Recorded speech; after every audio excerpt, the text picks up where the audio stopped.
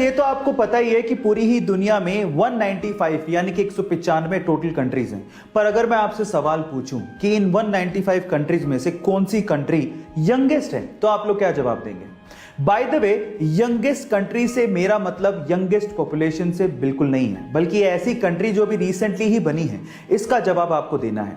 चलिए इसका जवाब मैं आपको देता हूं। उस कंट्री का नाम है साउथ सूडान, जिसे कि सन 2011 में, जी हां, सन 2011 में सूडान से फ्रीडम मिली थी। यानी कि सन 2011 में साउथ सूडान कंट्रीज की लिस्ट में शुमार हुआ था। है ना ये इंटरेस्टिंग फैक्ट? तीखी होने के बावजूद भी इस दुनिया में कई लोगों को मिर्ची खाना बड़ा अच्छा लगता है, लेकिन थोड़ा संभल के गाइस, क्योंकि इस दुनिया में एक मिर्ची ऐसी है जिसे खाने के बाद आप लोग सीधे ऊपर पहुंच जाओगे। हाँ गाइस, ये मिर्ची इतनी ज्यादा डेंजरस है। इस मिर्ची का नाम है ड्रैगन ब्रीथ चिली पेपर, जो कि इतनी ज्यादा डेंजरस है जिसे खाने के बाद आपको लगातार शौक लगते हैं और उसके बाद आपकी मृत्यु हो जाती है। पर सवाल यह है कि इतनी डेंजरस मिर्ची को आखिर बनाया क्यों गया? तो उसका आंसर यह है कि इसे मेडिकल ट्रीटमेंट में इस्तेमाल किया जाता है एज एन एनेस्थेटिक ड्रग, जिससे आपकी स्किन को सुन्न करके ऑपरेशन किए जाते हैं। है ना इंटरेस्टिंग फैक्ट? कोका कोला एक ऐसी ड्रिंक जो पूरी दुनिया में बहुत ज्यादा फेमस है। पूरी दुनिया के ऑलमोस्ट हर एक कोने में आप इसे खरीद कर पी सकते हैं, लेकिन पूरी दुनिया के 2 ऐसे देश हैं जहां पर कोका कोला ऑफिशियली नहीं बिकती। पर सवाल यह है कि वो कौन से देश हैं? डोंट वरी, मैं आपको बताता हूं। उन देशों के नाम है नॉर्थ कोरिया एंड क्यूबा। अब नॉर्थ कोरिया या क्यूबा का नाम सुन के शायद आप ये सोच रहे होंगे कि वहां के तानाशाही की वजह से ये ड्रिंक्स वहां पे नहीं बिकती होंगी, लेकिन ऐसा नहीं है।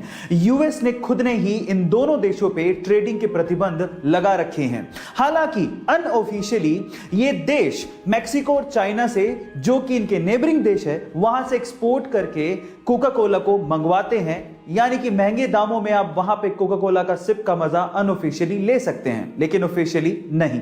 गाइस, कंपनीज में सिलेक्शन किस बिहाव पे होता है? क्या आपने कभी सोचा? मतलब ऐसी कौन सी क्वालिटी है जो आप में हो जिससे आपका जॉब इंटरव्यू में सिलेक्शन हो जाए? चलिए मैं आपको बताता हूं। रीसेंट स्टडी से यह पता लगा है कि कंपनीज के एचआर आपकी इंटेलिजेंस से ज्यादा आपकी रिलायबिलिटी पे फोकस करते हैं। मतलब आपके दिमाग चलाओ एटीट्यूड से ज्यादा आप कितने टिकाऊ हो इस चीज पे ध्यान देते हैं। आप ट्रस्टवर्दी हो कि नहीं, आप जॉब पे टिकोगे कि नहीं, ये उनके लिए ज्यादा मायने रखता है। गाइस, आप लोगों ने स्कैम 1992 का ये डायलॉग तो सुना होगा, the most expensive thing in the world is trust and cheap people can't afford it. So guys, अपने इंटरव्यूअर को ये यकीन दिलाइए कि आप रिलायबल हैं।